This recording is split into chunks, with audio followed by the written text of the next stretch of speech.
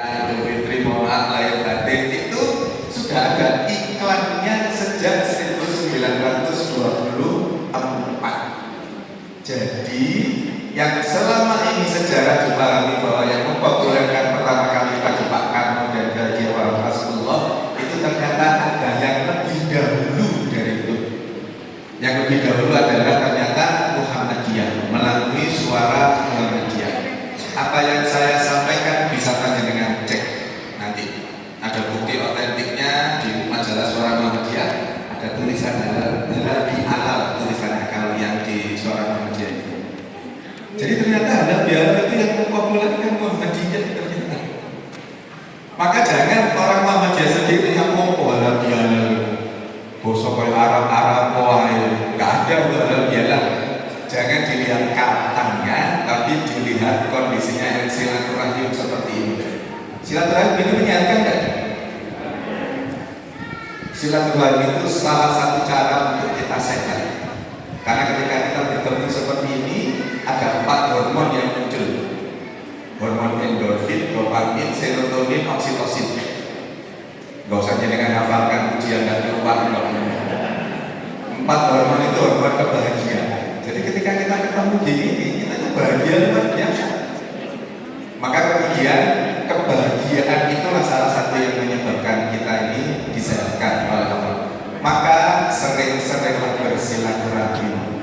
Bersyukur kita, terutama bapak-bapak. Satu hari ada momen untuk silaturahim 5 kali. Ketika apa? Ketika sholat, maka bapak-bapak itu harus sholatnya harus di masjid supaya betul-betul jadi orang-orang yang sholih. Kalau sholatnya masih di rumah, bapak-bapak itu masih sholihah, belum sholih. Jadi kalau ada warga Muhammadiyah sholatnya di rumah itu belum sholih, masih sholihah. Jadi harus di masjid, diaktifkan masjid kita itu. Dan masjid-masjid Muhammadiyah itu ciri khasnya banyak kegiatan yang bermanfaat, menimbulkan banyak kebermanfaatan. Kalau kita bicara halal bihalal, kita tarik sebentar ke waktu puasa. Kalau kita ngomong puasa, maka kita ngomong makan, minum, ya. Kalau di luar Ramadan, panjenengan makan sehari berapa kali? 3 kali. Ibu 3 kali. Pertanyaannya sederhana, siapa yang nyuruh makan 3 kali? Ayo siapa? Di Quran nggak ada, di hadis nggak ada. Apalagi yang jadi alasan? Dokter, katanya dokter, enggak, saya dokter, enggak ada. Enggak ada perintah Pak, Bu makan 3 kali ya, enggak ada. Maka itu yang menyebabkan ketika terbiasa makan 3 kali, terus kemudian puasa Ramadan makan 2 kali, apalagi jaraknya 4 sampai jam 6, 14 jam, itu yang kemudian bikin berat. Nggak makan 14 jam, kok luwe, kok lemes, apalagi orang yang diabetes. Orang diabetes itu wajib puasa nggak? Ya, wajib. Diabetes itu nama apa?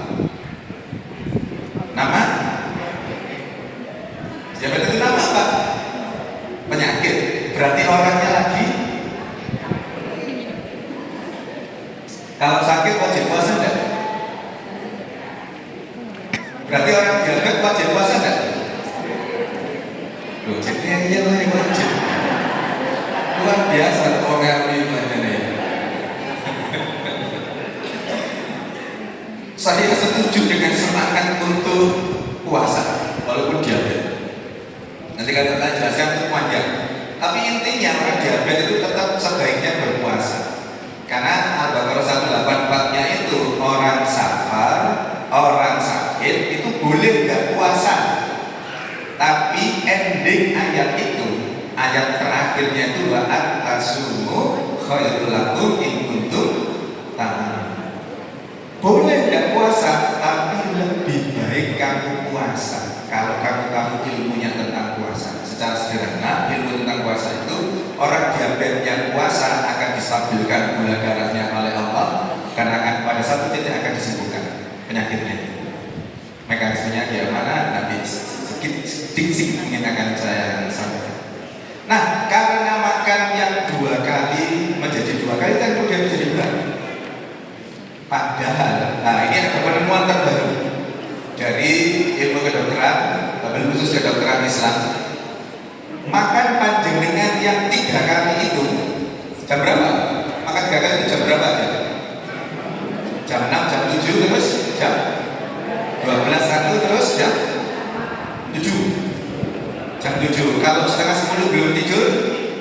tank lewat dicegah ya. Tapi gak belok dong gitu ya, pakai kentang sama saja. Nah, pola seperti itu dalam bahasa kekinian namanya hedonic eating. Tahu hedonic? Gaya bahasa hedon itu tahu nggak? Hedon tahu? Gaya kebendaan, gaya yang pokoknya happy. Jadi orang kalau kaya itu orang sukses, gitu. Pokoknya intinya dengan kebendaan dan intinya dengan pokoknya memunculkan rasa senang. Makan yang seperti tadi, makan 3 kali sehari itu hedonic eating. Kenapa? Karena ketika makan jam 6, jam 7, terus kemudian jam 12, kira-kira sudah lapar belum? Belum. Tapi gara-gara supaya makan ini, makan siang, makan. Atau gini, tadi sudah sarapan jam 6, jam 7, tadi saya sarapan di laptop. Pak Jan. Oh, Pak Jan ya. Pakai daun jati ya. Pakai itu sarapan. Kira-kira nanti misalkan setelah ini kemana gitu terus disuguhi makan lagi, kira-kira makan gini. Nanti pulang sampai rumah jam 1 boleh makan siang, makan lagi. Itu namanya hedonic eating, itu nggak sehat. Terus ada yang lain namanya emotional eating. Kira-kira bisa ditebak nggak? Emotional eating, urusannya sama emosi. Orang kalau stres makan. Kenapa? Ketika orang stres, hormon kortisolnya naik, hormon adrenalinnya naik, dilawan dengan hormon kebahagiaan. Tadi salah satu yang saya sebut, hormon dopamin. Hormon dopamin itu muncul ketika seseorang itu makan. Jadi makan, muncul hormon dopamin. Ketika makan ada rasa bahagia. Tetapi ketika makannya selesai, dopaminnya turun lagi, kortisolnya tetap tinggi, ya stres lagi. Maka jangan bingung kalau ada orang stres tapi tambah lembut. Atau jangan selalu berpikiran kalau lembut itu bahagia, belum tentu. Bisa jadi itu stres yang kompensasinya dalam bentuk makan. Namanya emotional eating. Yang benar yang kayak apa? Yang benar namanya homeostatic eating. Nanti panjenengan browsing. Jadi hedonic eating, emotional eating, yang benar namanya homeostatic eating. Apa itu? Homeostatic eating itu makan yang seimbang. Tawazun dalam bahasa kita. Makan yang seimbang. Apa makan seimbang? Definisinya kalau panjenengan baca nanti, makan seimbang itu adalah orang yang makan ketika lapar, berhenti makan sebelum kenyang. Ilmu itu baru diakui kebenarannya 20 tahunan belakangan ini. Rasulullah sudah melakukan itu, berinding saya ngomong, 1400 lebih tahun yang lalu. Bayangkan, Rasulullah sudah melakukan itu 1400 lebih tahun yang lalu. Bukti otentiknya untuk diakui kebenarannya baru beberapa dekade ini saja. Hal itu menunjukkan apa? Menunjukkan apa yang Rasulullah lakukan itu bukan cakap dari Rasulullah, bukan, tapi itu petunjuk dari Allah melalui malaikat Jibril. Pembuktian bahwa Al-Quran dan hadis sahih itu kebenarannya mutlak, kebenarannya absolut sampai kapanpun. Nah, kami yang di kedokteran Islam, saya tadi disebutkan kepala unit kedokteran Islam, Fakultas Kedokteran Universitas Muhammadiyah Surabaya, itu bahas yang seperti ini. Jadi bagaimana Quran hadis sama kaitan dengan tubuh kita seperti apa itu yang kita bahas. Dan yang kami temukan luar biasa sekali. Luar biasa hubungannya. Satu hal yang penting kami sampaikan konteksnya dengan ini, karena semua dampak positif dari puasa yang kita jalankan itu poinnya di apa yang saya sampaikan nanti. Poinnya itu. Dan itu yang kita bawa 11 bulan berikutnya. Ketika itu dijalankan, insya Allah pasti akan Allah sehatkan.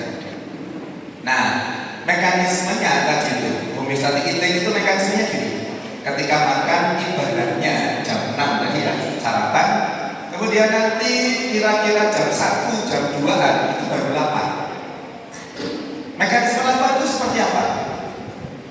Normalnya ini ya, kita makan, masuk ke lambung, di lambung dicerna kan oleh lambung, dirubah menjadi bahan-bahan zat bergizi, terus katakannya gitu, berubah menjadi kalori, berubah menjadi nutrisi yang diserap oleh pembuluh darah untuk diberikan ke sel.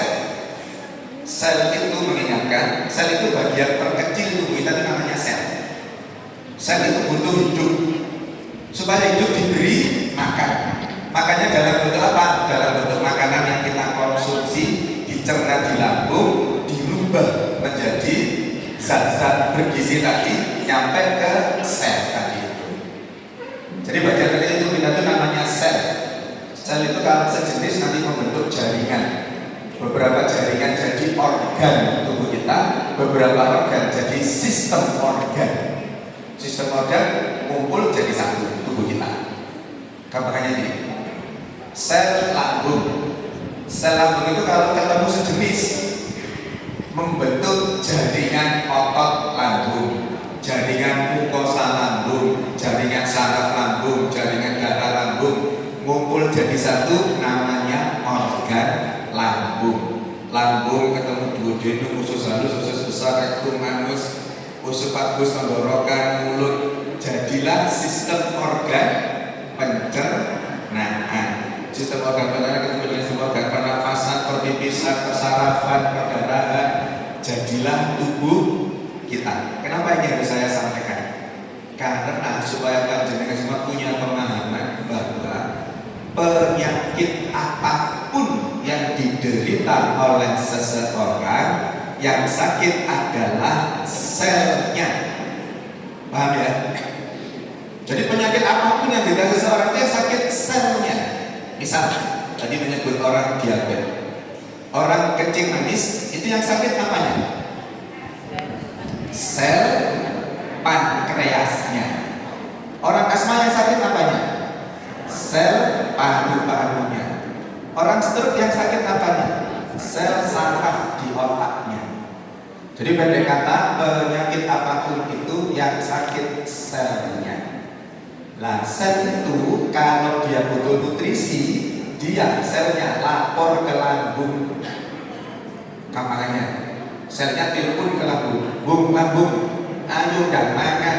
Aku lemes, butuh asupan nutrisi. Karena apa? Karena lambungnya sudah kosong, sudah diserap semua. Nah, timbullah rasa lapar. Lambung ketika dapat laporan dari sel tadi itu, lambung telepon ke siapa? Lambung telepon ke otak. Otak, lambungku kosong. Ayo, dan digerakkan tangan, kaki, mulutnya itu untuk makan. Otak begitu dapat laporan dari lambung tadi, langsung mengkondisikan tangannya, kakinya. Ya, tadi itu Ustaz Budi paham betul dengan saya. Baru nyampe di gor sana jam 5, terus langsung diantar ke Mbak Jan tadi itu. Karena perut saya sudah meronta-ronta, sudah lapor ke otak. Nah, ketika kebiasaan kita, otak langsung mengkondisikan kan, langsung memerintahkan tangan, kaki, mulut untuk makan. Ketika makanan sudah masuk, dicerna oleh tubuh kita, lambung lapor lagi ke otak. Otak stop. Kenapa? Ini sudah sepertiga bagian lambung sudah berisi makanan. Stop, jangan diteruskan makannya. Maka otak memerintahkan tangan, mulut untuk stop, please, berhenti. Masalahnya adalah ketika otak memerintahkan untuk berhenti karena sudah sepertiga bagian lambungnya berisi makanan, lidahnya tidak mau. Itu masalahnya. Orang Arab itu cirinya apa kalau untuk makan? Cirinya orang Arab kalau makan apa? Saya akan gampang dulu sekali karena bersemangat. Orang Arab itu ciri utamanya, pokoknya kalau makan itu jumlahnya banyak. Wis pokoknya kek, rasanya model apa pokoknya kek. Maka nggak usah heran kalau melihat orang Arab dua saja ngambilkan satu layar, jangan heran ya. Karena orang Arab itu memang mementingkan jumlah. Orang Eropa mementingkan apa? Eropa itu mementingkan tampilan. Jadi kalau bentuknya bagus, mahal, walaupun rasanya nggak karu-karuan. Makanya orang Eropa itu kalau jangan ajak ke sini terus makan rawon, pasti gak doyan. Ini makanan weler ini, nggak doyan dia, walaupun rasanya enak. Orang Indonesia apa? Orang Indonesia itu mementingkan rasa. Di situ permasalahannya. Makanya di Eropa, Amerika, di Arab jarang, bahkan mungkin tidak ada penyakit yang urusannya sama lambung itu nggak ada. Panjenengan nanti kalau ke Amerika nggak ada orang tifus di sana, nggak ada saudara. Dokter Indonesia itu jauh lebih pintar dari dokter Amerika kalau urusan tifus, karena di sana nggak ada. Maka kalau mereka ke sini, mereka harus belajar tifus di sini, belajar demam berdarah, belajar tifus, belajar malaria, dan seterusnya ini. Orang Indonesia karena mementingkan lidah, maka gangguan terkait dengan pencernaan banyak di Indonesia. Maka muncullah di dalam dunia kedokteran itu memanjakan 12 cm, mengorbankan 12 meter. Tahu artinya? Memanjakan lidah, merusak usus, merusak saluran pencernaan pada umumnya itu. Nah, kalau nurut sama yang dilakukan Rasulullah, homeostatic eating tadi, lidahnya nurut stop makan, akan disehatkan oleh Allah. Masalahnya tidak nurut, itu tadi. Sementara pasalnya jelas kan, jangan, warga Muhammadiyah ini jangan melanggar undang-undang pasal 31 surat Al-A'raf. Bunyinya apa? Kullu wasrifu wala tusrifu innahu la yuhibbul musrifin. Silakan makan, silakan minum, pokoknya jangan berlebihan, karena Allah benci dengan orang yang berlebihan. Nah, ketika sinyal tadi stop, itu lambung sudah pas, sudah berhenti saja. Tapi kalau masih diteruskan nanti berlebihan, timbul berbagai macam penyakit. Itu ketika kita tidak berpuasa. Ketika bulan Ramadan kita sahur jam 4, kemudian jam 11 mulai lapar, ya kan? Sama mekanismenya, sel kirim ke lambung, lambung kirim ke otak. Jawabannya otak apa? Ayo, jawabannya otak apa? Sepurane ya tak turuti. Yang mampu membuat terucap seperti itu siapa? Otak kita. Kenapa? Karena otak kita, terutama bagian depan, namanya prefrontal cortex. Bisa dengan catat atau video ini nanti di-share. Prefrontal cortex itu bagian depan otak kita, itu ngurusi kontrol diri seseorang. Prefrontal cortex itu ngomong ke otak secara keseluruhan, awalnya dhewe iki lagi poso. Maka ketika lambung kirim sinyal tadi, otaknya ngomong sepurane gak tak turuti, kini lagi poso. Apa maknanya itu? Filosofi yang terkandung di dalam itu apa? Kebutuhan fisiologis kita makan tadi itu kan sesungguhnya halal kan itu. Kebutuhan fisiologis kita dikalahkan karena kita punya kebutuhan teologis, kebutuhan syariat Islam dalam bentuk apa? Dalam bentuk ibadah puasa. Jadi tataran fisiologisnya dikalahkan tataran teologisnya karena kita lagi beribadah. Padahal kalau panjenengan pengen mokel, siapa yang tahu? Ayo, kalau pengen mokel siapa yang tahu? Puasa itu kemarin itu kita diajari untuk jujur. Puasa itu ibadah yang tidak kelihatan. Sholat kelihatan, sedekah kelihatan, zikir kelihatan, umroh haji dikelihatan. Iya. Update status alhamdulillah bisa sholat di Nabawi. Puasa gak ada yang tahu. Pertanyaannya, kenapa kok bisa kuat?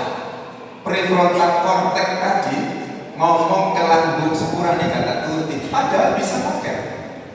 Gak ada yang tahu ke belakang buka kulkas mobil gitu, gak ada yang tahu sudah.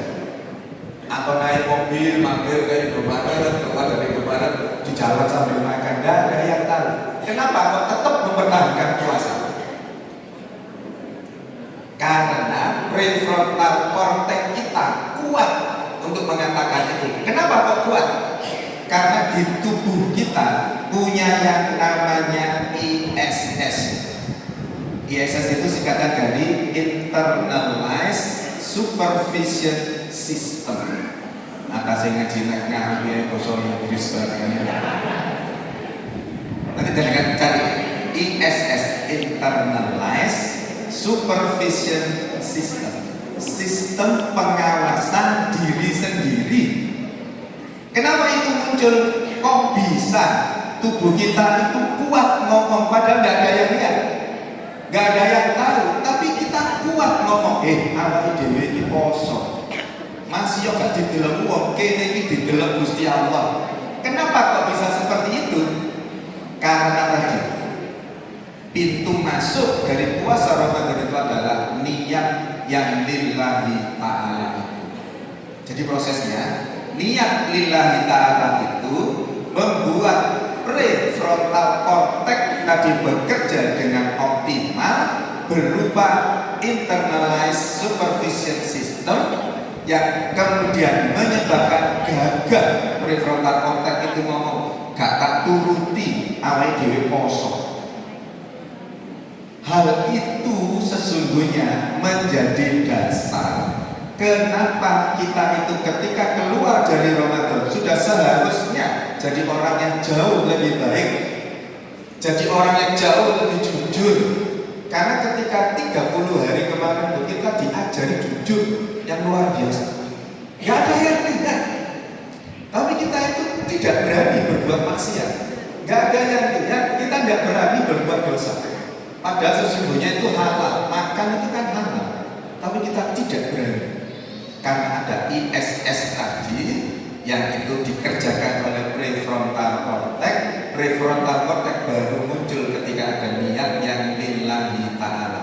Itulah yang membedakan puasa Ramadan dengan intermittent fasting.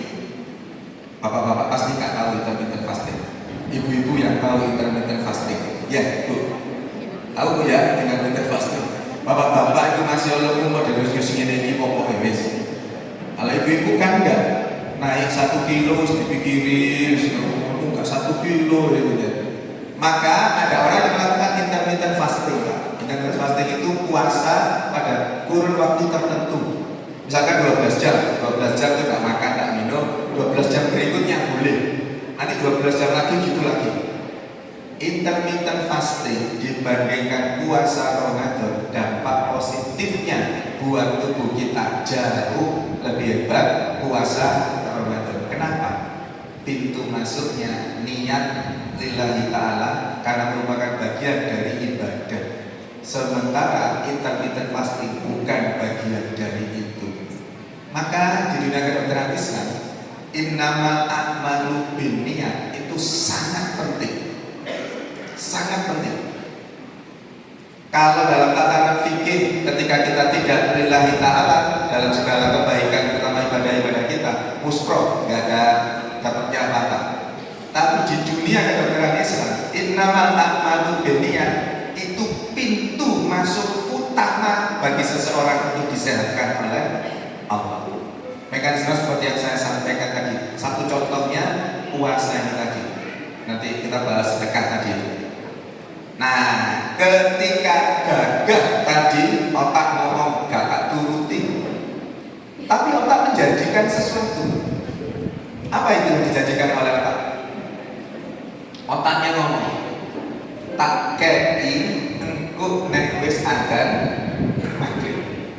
Saya beri makan nanti nunggu adzan maghrib. Ini namanya dalam bahasa kedokteran Islam atau bahasa psikologi namanya delay gratification. Delay itu apa? Tertunda. Gratifikasi itu apa? Gratifikasi itu hadiah.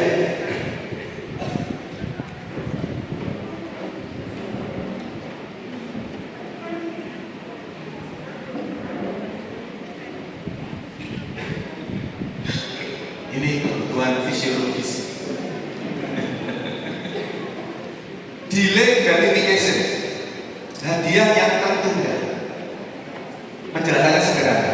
Panjenengan kalau punya anak atau cucu, kemudian cucu atau anak panjenengan minta sepeda, terus panjenengan berjanjikan, iya nak tak tukono sepeda, nek awakmu apat jus 30. Saya berikan sepeda kalau hafal jus 30. Maka hadiahnya sepeda sudah ada kan? Tapi di delay gratification dengan syarat hafal juz 30. Kira-kira anak ini semakin giat untuk menghafalkan Quran? Semakin giat. Sama. Tubuh kita juga gitu. Ketika jam 11 tadi dijanjikan oleh otak, iya saya beri nanti, tapi jam 6 nanti kalau sudah ada maghrib. Tubuh kita melakukan apa? Penelitiannya, nanti panjangan browsing, penelitiannya Profesor Yoshinori, namanya prosesnya auto apa? Auto pagi. Auto itu otomatis, pagi itu makan. Siapa yang makan otomatis itu? Auto pagi itu penjelasannya secara sederhananya, ketika jam 11 tadi lambung minta ke otak untuk makan, otak tidak menuruti permintaan itu, sementara selnya kan butuh makan. Tadi proses laparnya kan karena sel butuh asupan nutrisi, kok gak dikirim-kirim, lapor ke lambung. Ayo udah makan, udah dikirim ini makanannya. Kan proses seperti itu. Jam 11 karena selnya tidak dikirimi makanan, apa yang kemudian dilakukan? Terjadilah proses autopagi itu. Apa proses autopagi itu? Autopagi itu sel yang sehat makan sel yang rusak. Karena rangsuman makanannya tidak dikirim, lagi puasa, maka dia kanibal. Sel yang sehat makan sel yang rusak. Sementara sel yang rusak ini tadi saya sebut jadi apa? Sel yang rusak ini jadi penyebab timbulnya penyakit. Sel yang rusak dimakani sama sel yang sehat, maka jumlah sel rusaknya semakin lama akan semakin habis, semakin berkurang. Pada satu titik sel rusaknya habis. Kalau sel rusaknya habis, apa yang terjadi? Sehat. Penyakitnya akan Allah sembuhkan. Kenapa kok di luar Ramadan sel sakitnya nggak dimakan sama sel yang sehat? Lalu kebutuhannya dipenuhi terus kok sel yang sehatnya. Nggak pernah puasa. Sementara sel yang rusak itu persis seperti panjenengan gini. Maksud saya ada tempat duduknya. Sel sehat duduk di tempatnya, sel rusak duduk di sebelahnya. Ibaratnya gini ya, ini sel sehat, sel rusak sebelahnya, sel rusak sebelahnya. Sama-sama ada tempat duduknya. Sel sehatnya sebelahnya lagi, sel rusak gitu ya. Ketika sel rusaknya ini tidak dimakan oleh sel yang sehat, tempat duduknya masih diduduki oleh sel rusak, maka penyakitnya masih ada. Ketika puasa, sel sehatnya makan sel rusaknya, tempat duduknya kosong. Kalau kosong apa yang terjadi? Namanya regenerasi sel. Ketika sel rusaknya dimakan, kosong kursinya, tumbuhlah sel muda baru. Maka kalau panjenengan pengen awet muda, itu sering-seringlah berpuasa. Maka tadi sel rusaknya hilang, dimakan oleh sel yang sehat, tempat duduknya sel baru. Maka pada satu titik nanti Allah akan sembuhkan. Kapan Allah akan sembuhkan? Sudah tertulis di Lauhul Mahfuz. Wala fis sama'i wala anzara min dalik wal akbaru illa fi kitabim mubin. Kejadian-kejadian yang menimpa kita sesungguhnya semuanya sudah tertulis di Lauhul Mahfuz, termasuk orang sakit diabetes yang berpuasa sembuhnya kapan sudah tertulis di Lauhul Mahfuz itu. Masalahnya kita tidak tahu, kan kita tidak bisa menghadap Allah. Ya Allah, kok saya ini diberi izin melihat Lauhul Mahfuz saya kok kira-kira 1 Mei nanti ada apa ya? Kan tidak bisa. Karena tidak bisa, apa yang dilakukan? Berikhtiar yang terbaik supaya mendapatkan takdir yang terbaik.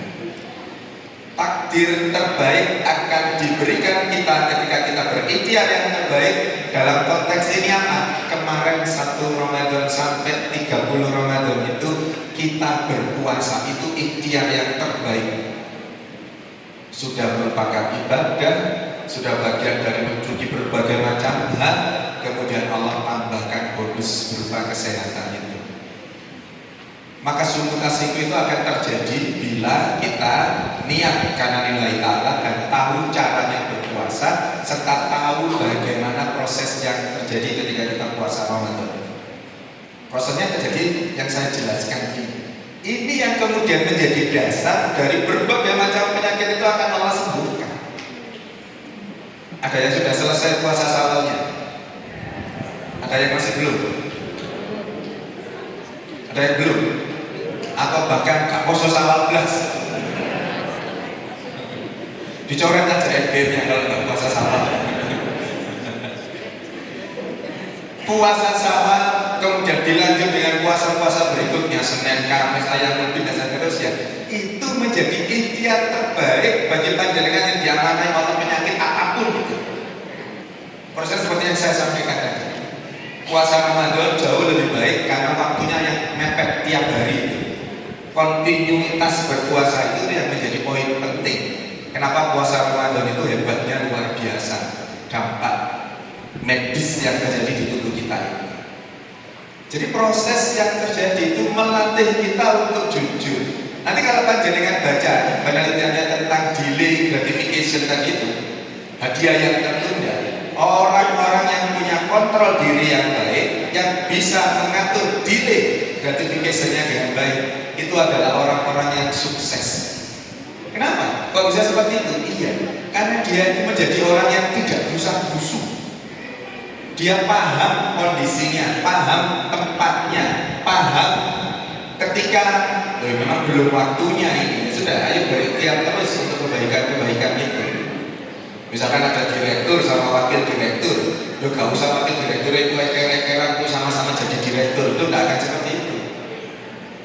Kepala sekolah sama wakil kepala sekolah, terus isi wayahku, di pokok-pokoknya aku butuh dadi. Akhirnya menghalalkan segala cara. Itu salah satu kunci kenapa orang-orang yang mampu mengontrol delay gratification-nya itu adalah orang-orang yang sukses. Dan kita dilatih itu 1 bulan kemarin. Alhamdulillah di Indonesia ini awal puasanya sama kemarin itu, sama-sama 1 Ramadan. Lebaran pun sama ya, sama-sama 1 Syawal. Oh ada persamaannya kok apa ngurusi perbedaannya? Kan banyak persamaannya. Saya itu nulis tentang perbedaan Muhammadiyah dan teman kita NU itu. Saya nulis di PBB. Sekarang sudah dibaca 15.000 pembaca mungkin.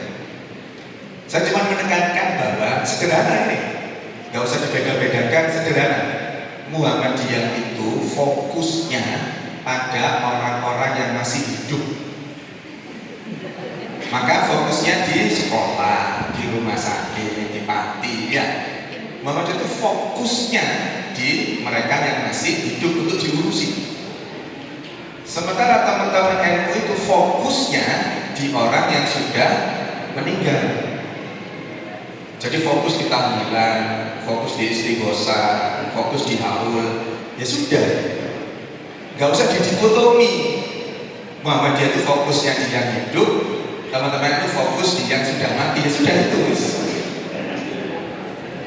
Gak usah pembenaran masing-masing, gak usah gotok-gotokan. Ya wis sing fokus ke hidup ya sudah. Makanya kalau ada perguruan tinggi swasta terbaik itu Muhammadiyah.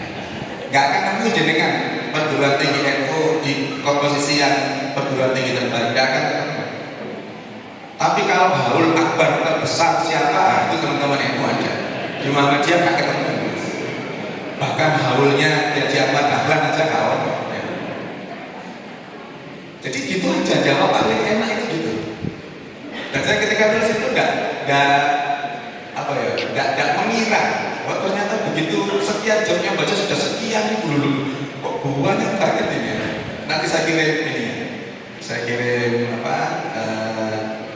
link BWM itu di majalah BWM ya. Terus saya nulis ini sekarang 14.000 sekian orang yang sudah baca, itu termasuk kita gitu.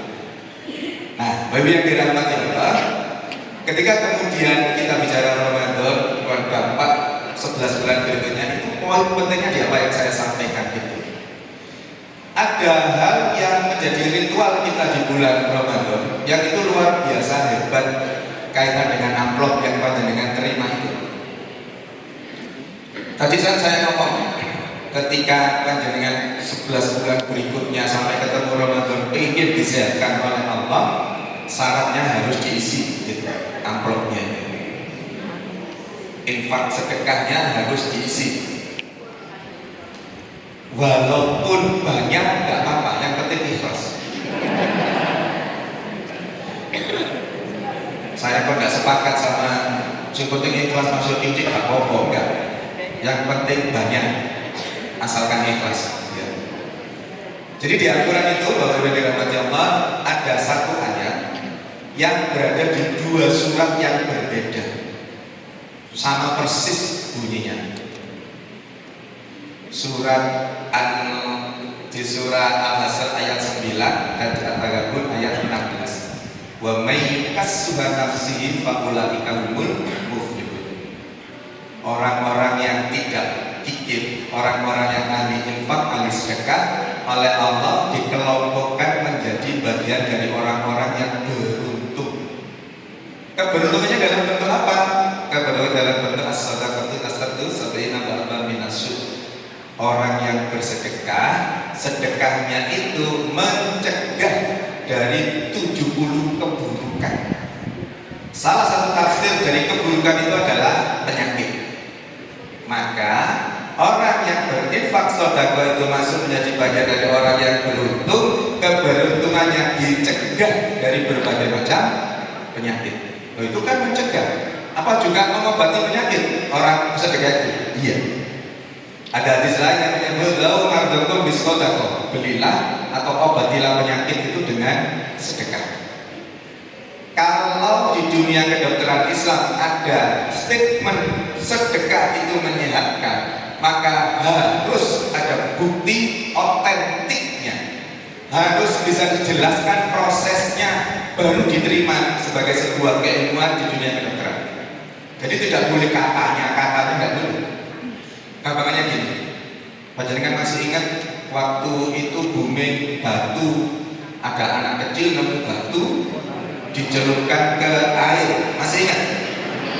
Masih. Siapa?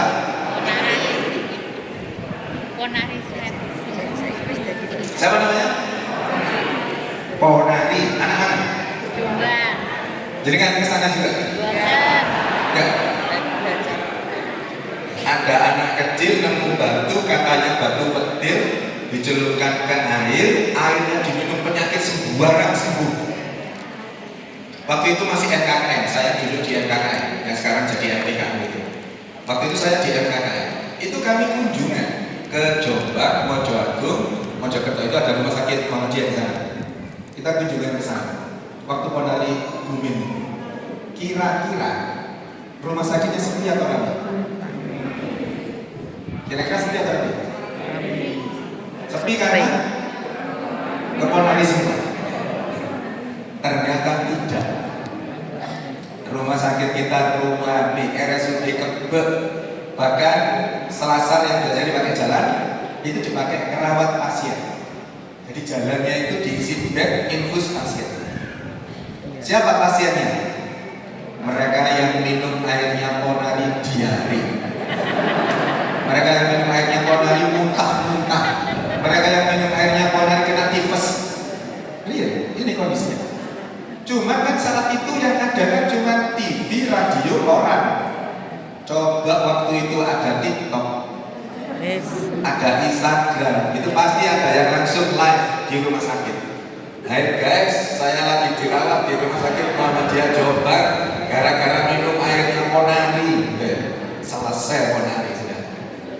Dan kami yakin Ponari itu tak balik sekian bulan hilang, dan betul hilang.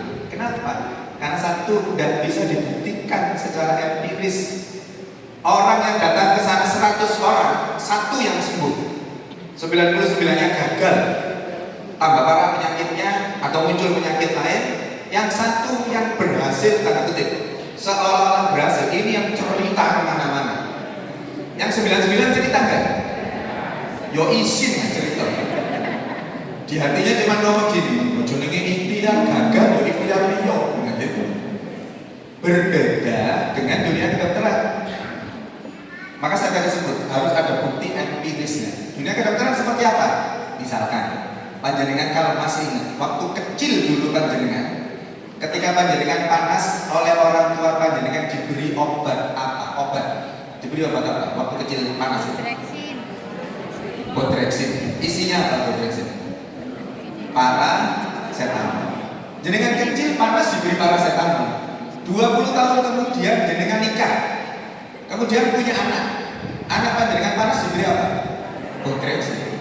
Jenengan punya cucu 20 tahun lagi kemudian, artinya 40 tahun dari awal, itu cucu jenengan panas beri bodreksin. Sekarang pun jenengan panas minum apa? Bodrek. Isinya apa? Paracetamol. Bukti otentik penelitiannya, siapapun yang panas ketika minum paracetamol pasti panasnya turun. Pasti jawabannya. Kenapa? Iya, karena sudah berdasarkan keilmuan. Zat aktif paracetamol ketika masuk ke dalam tubuh kita, dia langsung ke pusat saraf yang ngurusi masalah panas, ngeblok saraf panasnya itu, sehingga kemudian panasnya turun. Persis seperti yang saya sampaikan, sedekah itu menyehatkan, berlaku untuk semua orang yang bersedekah, asalkan niatnya lillahi ta'ala, maka pasti akan Allah cegah dari berbagai macam penyakit, pasti akan Allah sembuhkan dari berbagai macam penyakit. Bukti otentiknya apa? Panjenengan nanti browsing di salah satu penelitian yang dilakukan oleh Jorge Moll. Panjenengan tulis Jorgemoll. Jangan percaya sama omongan saya, jadi harus baca sendiri. Jorge Moll dari California University itu melakukan penelitian tentang sedekah.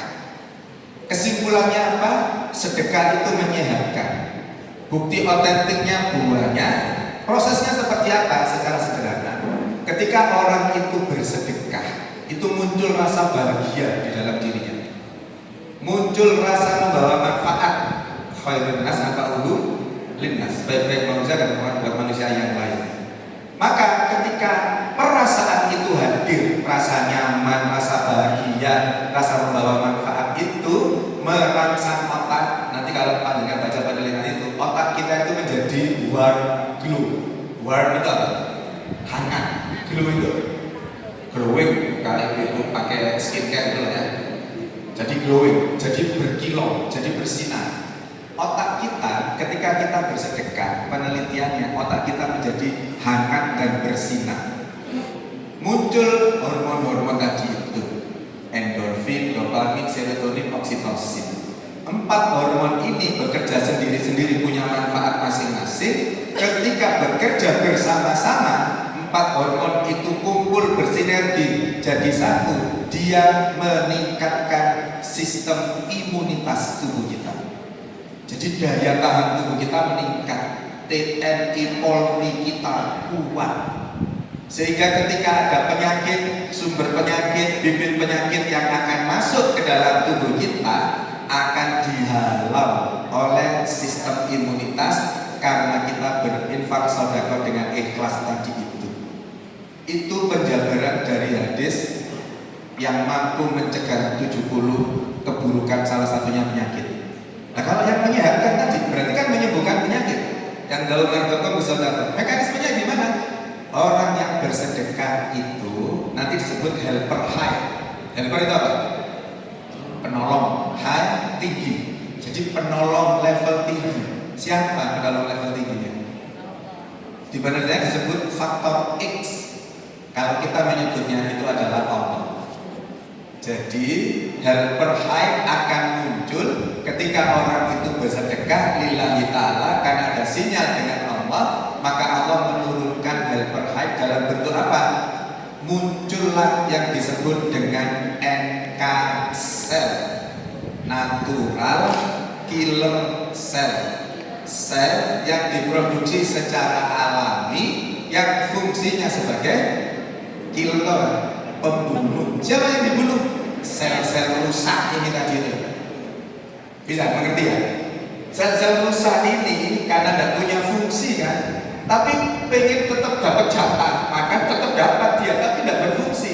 Hanya gini-gini ini oleh radarnya NK sel yang gini-gini ini dimakan oleh natural killer sel tadi itu. Apalagi kemudian di bulan Ramadan, selnya sehat makan sel yang rusak, sel yang tidak sempat dimakan oleh sel yang sehat dimakan oleh sel NK sel tadi itu. Maka Ramadan bersedekah pahalanya dilipat gandakan, mekanisme penyehatannya juga dilipat gandakan oleh Allah. Maka syaratnya sedekah itu harus ikhlas lillahi ta'ala. Walaupun banyak tidak apa-apa, yang penting ikhlas. Kemudian istiqomah. Jadi setiap subuh itu 5.000 rutin itu jauh lebih baik dibandingkan satu kali Jumatan 2.000.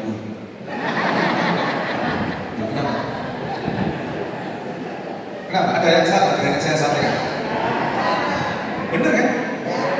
5.000 tiap hari itu kan jauh lebih baik dibandingkan satu kali Jumatan 2.000. Makanya yang istiqomah sedekah walaupun banyak tidak apa-apa, yang penting ikhlas. Caranya supaya terlatih sedekah itu gini. Contoh konkretnya pada saat Jumatan itu. Jumatan itu kan mesti lewat di depan kita itu. Kalau kebetulan bapak-bapak ini kan biasanya langsung ngambil dari sakunya ya. Ada warna abu-abu, ungu, hijau, coklat, merah ya. Kalau melatih supaya panjenengan itu ikhlas, cara melatihnya ambil yang merah, yang paling besar masukkan. Sudah, walaupun pertamanya nggak ikhlas, belajarlah untuk itu. Wis lebok mulai pokoknya sing abang-abang itu masukkan sudah. Nanti akan Allah ganti 700 kali kan? Ya. Jadi 7, masing-masing 7, 100. Jadi 700 kali. Dan itu tidak harus selalu dalam bentuk uang. Karena nanti bisa dalam bentuk kesehatan, dibebaskan dari mara bahaya, dibebaskan dari penyakit, dibebaskan dari apapun itu yang sesungguhnya butuh uang banyak. Hanya dengan tadi itu. Maka ini nanti amplopnya nggak usah sungkan-sungkan untuk diisi yang warna merah. Kalau ingin disehatkan oleh Allah untuk 11 bulan berikutnya ketemu Ramadan lagi, maka isilah dengan yang merah itu nanti pasti akan Allah sehatkan. Kalau masih yang warna biru itu mungkin insya Allah Allah sehatkan. Gue isinya malah si abu-abu itu ya sakitnya masih ada lah. Penjelasannya seperti tadi. Jadi bagi yang dirahmati Allah, sedekah itu luar biasa. Banyak kejadian di rumah sakit itu banyak. Kata medis ini 0 atau bahkan tidak sampai 1% gitu lah. Sakit, tingkat kesembuhannya itu tidak lebih dari 1%. Tapi ketika kemudian bersedekah, Allah sembuhkan. Apa yang tidak mungkin bagi Allah? Baiklah bari itu ya sebenarnya kalau sakit maka Allah yang menyembuhkan. Gimana caranya intervensi Allah itu turun untuk menyembuhkan penyakit seseorang? Hari ini kita bahas berpuasa dan bersedekah. Semua itu harus niatnya lillahi ta'ala. itu pintu masuknya. Jadi harus ditahan betul hati kita ini. Ya termasuk kajian pagi ini. Kajian pagi ini harus lillahi ta'ala. Ojo gara-gara ketua PDM masuk kata orang gitu, enggak gitu. Harus lillahi ta'ala. Masalah ketua PDM itu jabatan saja. Ketua majelis tabligh masuk kata orang, pengajian masuk majelis tabligh kata orang. Enggak gitu. Tapi karena lillahi ta'ala, maka Allah sehatkan sejak awal. Maka kata betul niat kita ini. Jangan gampang digoyahkan dengan yang lain, ya. Loh, sudah berapa jam kita ini? 1 jam lebih kita. Iya, 1 jam lebih kan? Nggak kerasa ya. Jenengan nggak kerasa, saya yuk kerasa. Jadi itu Bapak Ibu yang dirahmati Allah, momen Ramadan kemarin itu kita harus berdampak kepada 11 bulan berikutnya. Satu, pintu masuk yang pertama karena kita jujur, karena kita merasa diawasi oleh Allah, karena kita sudah dilatih untuk delay gratification tadi itu, sehingga 11 bulan kemudian itu ringan saja ketika kita bisa menerapkan itu dengan baik. Dan kemudian teruslah bersedekah, karena sedekah itu akan menyehatkan, akan dicegah dari penyakit, akan disembuhkan dari berbagai macam penyakit. Dan dari semua itu kita melakukannya harus niat yang lillahi ta'ala. Mungkin itu yang bisa saya sampaikan, lebih yang dirahmati Allah. Semoga ada manfaatnya. Mohon maaf itu yang kurang berkenan. Dari saya cukupkan. Nasrul minallah wal fathul karim wa basiril mu'minin. Assalamualaikum warahmatullahi wabarakatuh.